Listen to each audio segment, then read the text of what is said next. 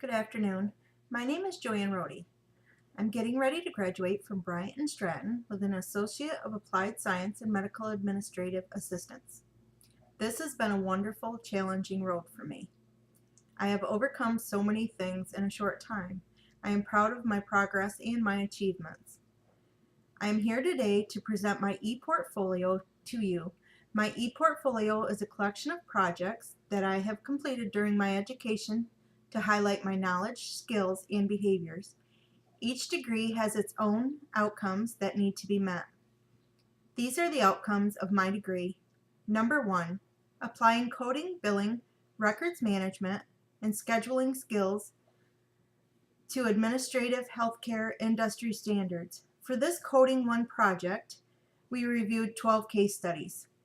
We then had to apply what we had learned in our Coding 1 class using our ICD-10-CM manuals to correctly apply the correct codes to each case, learning how to use the ICD-10-CM, HCPCS, also known as HCPCS, and the CPT manuals, as well as billing and revenue cycles will be very useful in dealing with other people in the healthcare profession, as well as insurance companies. Number 2, practice professional interpersonal relations with diverse patient-client customers, using knowledge of medical, legal, and ethical issues. For this Introduction to Healthcare project, I wrote a term paper that covered medical, legal, and ethical issues. This piece was titled Karen Ann Quinlan. I wrote this about the landmark case and Karen's right to die. As a medical administrative assistant, I will be working with a variety of people in the medical field. Using interpersonal skills will be very useful in developing relationships with my coworkers as well as my patients. Number 3, perform diverse administrative responsibilities, including the management and processing of information and the organization and design of communication procedures. For this medical office systems and electronic records portfolio, I highlighted these skills by creating and organizing a new intern newsletter for a fictitious medical office called XYZ Family Practice. This newsletter touched on what the new intern's job would be on a daily basis. This was one of my favorite projects. It gave me a chance to work with Microsoft Publisher. Every day I will be responsible for various tasks to help run things smoothly in the medical office or a medical setting. Number 4, utilize appropriate current technology and resources to locate and evaluate information needed to accomplish a goal and then communicate findings in visual, written, and/or oral formats.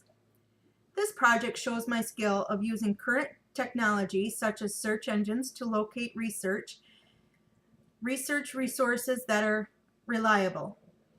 I also evaluated this information and synthesized that information into the English 250 Research and Writing 2 final project, which dealt with creating a workplace memo.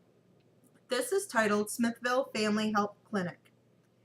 I chose the subject of etiquette in the workplace, as well as keeping protected health information secured. This will be something I deal with every day in my future career. Number 5, transfer knowledge, skills, and behaviors acquired through formal and informal learning and life experiences to new situations. Ethical pain management was the subject of the term paper. I was able to compose this by using what I had learned in my practices in analytic reasoning and critical thinking class.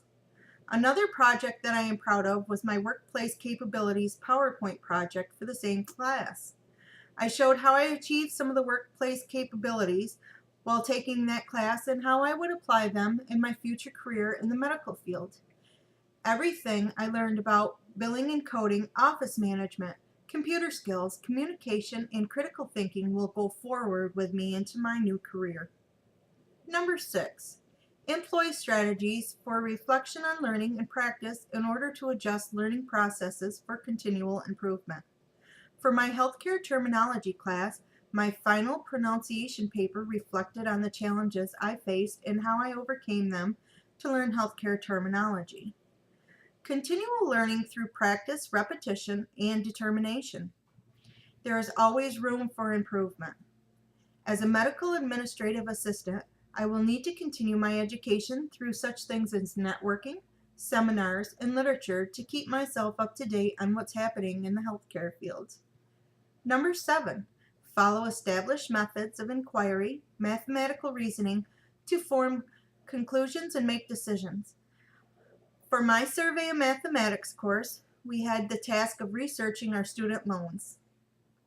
This took several different methods of inquiry, including internet searches, phone calls, and emails to my lender. That information then had to be put into an Excel template to be formed into a PowerPoint presentation.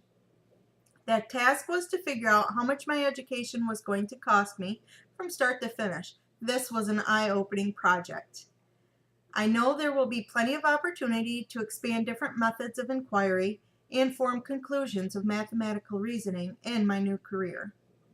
Number 8, participate in social, academic, and professional communities for individual growth and to function as a citizen of a multicultural world. My Career Development 3 Capstone project was a paper on global awareness. I reflected on how I changed my views since beginning my college career. I have worked with people of minority before. There is such a diverse community in the medical world. I feel that I am better prepared to work with people from all levels of society now. I feel like my instructors here at Bryant and Stratton have prepared me to go out and do a great job in my chosen field. Thank you.